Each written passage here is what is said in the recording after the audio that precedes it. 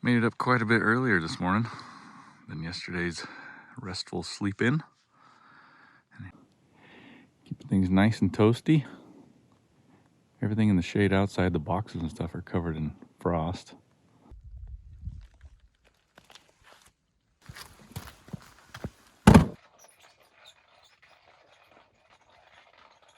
Oh man, breakfast fit for some kings. Champions.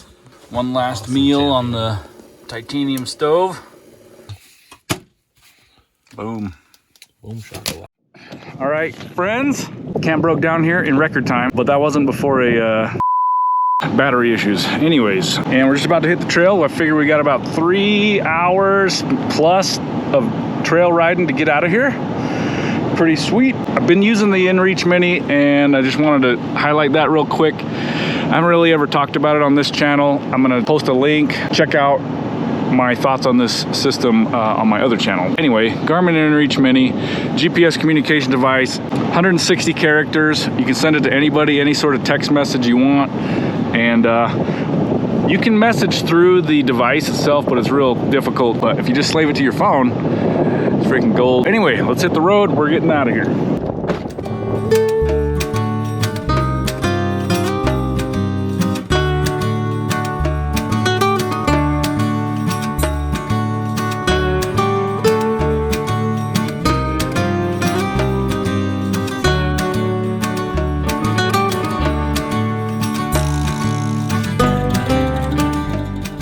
Levi had some thoughts on how stoked he is about it. He'd never even really realized that this area was down here. Have you ever heard of this place before? No, never. Heard of Moab, but not. It's a sea bridge.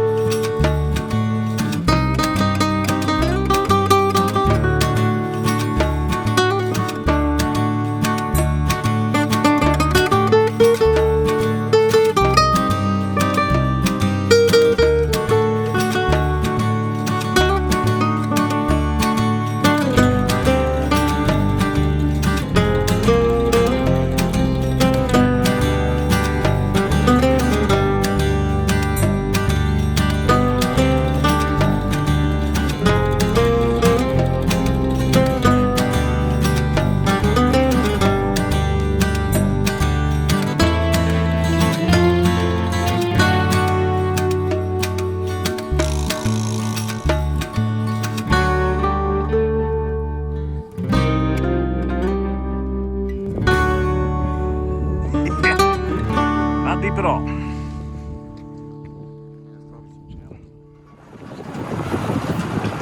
This area could prove to be a challenge in different conditions.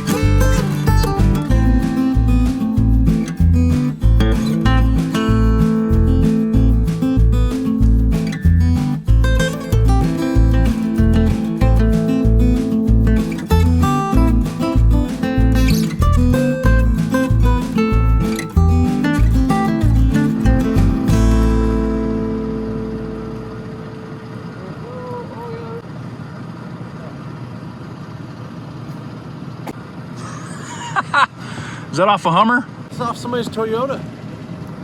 You want to take it with us? A whole damn skid plate? Oh, I thought it was aluminum.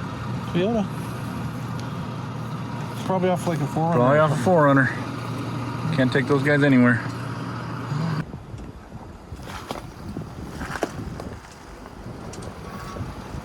I was afraid that on day 3 as we left camp that all the goods were behind us, but dude.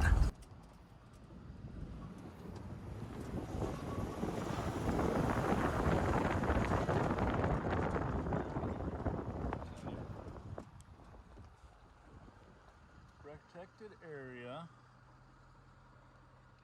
The end of the line, folks.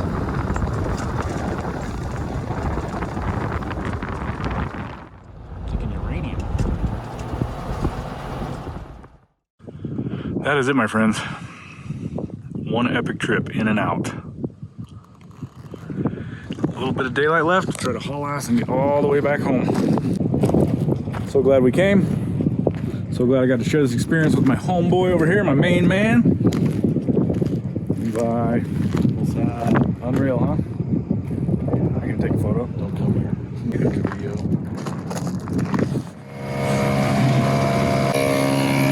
One last thing to do, air up the tires. We made it back to pavement.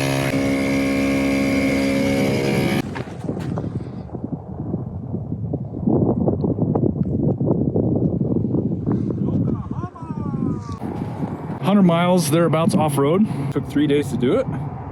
Super comfortable, just the right amount of time. It's freaking awesome. Good weather, just a little bit of snow on the ground. Like, just a couple last thoughts on it is just that this truck is like an old ship. I mean, like, the point is that you don't have to have a super expensive truck to have an adventure like this. Is just a willingness to go.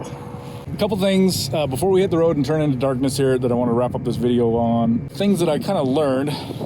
One of them is that surely a rooftop tent is a lot more efficient, or just pitching a tent is obviously a lot more efficient. This whole awning tent situation requires so much time.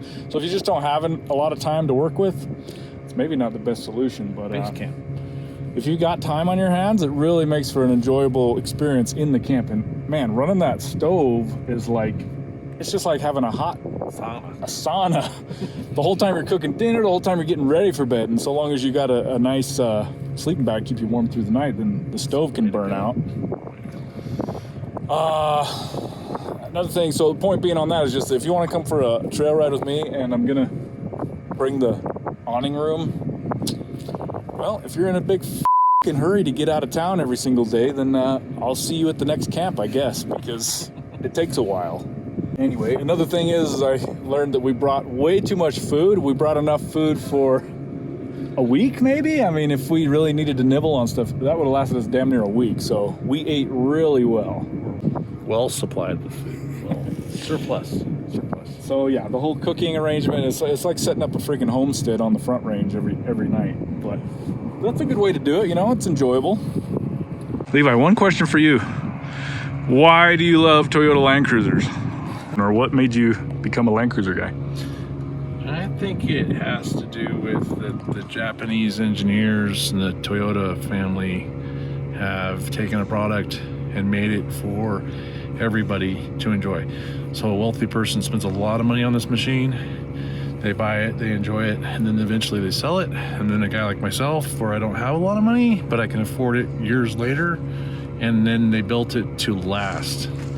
The parts don't wear out. They don't engineer in that, what is that? Designed to fail. Yeah, designed to fail, yeah. So I appreciate that. And then when it does fail, which, you know, things do, the parts, you can replace them yourself. You don't have to go pay, it doesn't have to be a special thing or some technician that's been to school and, you know, you have to pay $150 shop rates per hour to work on it. Mm-hmm. You can pull it into your driveway, out at your friend's house, on the back lot, and just, you know, tinker and wrench on it yourself. So. Oh yeah, and the parts availability, the parts supply through America is probably second to none for Toyota. You know, there's a few odds and ends of the older rigs that become unavailable, but huge parts supply is a big thing. Parts availability. Yeah, they don't engineer the obsolescence. Yeah. They don't take advantage of their customer. They provide an awesome product that is tried and true. And you know, like you think of the emblem here, circle, navigate the globe. You know, I mean, these vehicles, and I know Americans can do that and other car manufacturers, but they choose not to, and that really hurts, man. That's kind of my... Right. Now, since nobody got to take a look at your cruiser on this trip, what year is it? And 94. 94 what model? 80 series FZE motor that casts in like 6. 80 series? Okay. How many Land Cruisers have you had? Ooh, probably about, I'd have to count them, 2, 3, I'm on my 4th one. Yeah. 4th one? Yeah. Right on, man. Well, we got to do a full breakdown of your truck one of these days. Yeah. A little walkthrough of your truck, and then you can tell us the history of all your other trucks and all the adventures you've been on. But anyway, thanks. We got to finish airing up these tires. Levi, Thanks my for main having me, man, appreciate you coming out. And if you watch these videos, just imagine I probably had about 7+ hours worth of footage that we're going to try to pare down into maybe a couple 20-minute long videos. So if it retained your interest, I appreciate that. If you're inspired to come out here and check it out, I encourage it. And hope you get to have an awesome adventure like Levi and I did. So stay tuned and stick around and wait. We'll see you on the next video.